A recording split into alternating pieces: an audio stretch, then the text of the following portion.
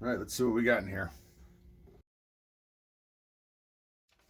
All right, this is everything that came with the box. We got a user guide that gives you the product overview, the power switch information. It's got a couple of mounting screws on it. The plug itself is 13 inches by 2 inches by 1.5 inches. It's a good size. It's got a 10-foot cable, so it gives you plenty of room.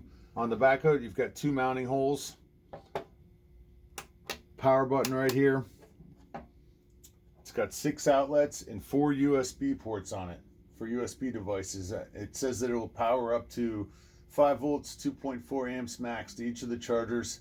It's perfect for the iPhone, the Samsung, the iPad, the Kindle, and it's got a smart integrated circuit in it that delivers optimal charging currents to each of your devices according to their need. So it's perfect for simultaneously charging cell phones, laptops, tablets, cameras, a whole variety of stuff. This is going to be great for me because I need to power 3 USB light racks, and this 10-foot cord's really going to come in handy.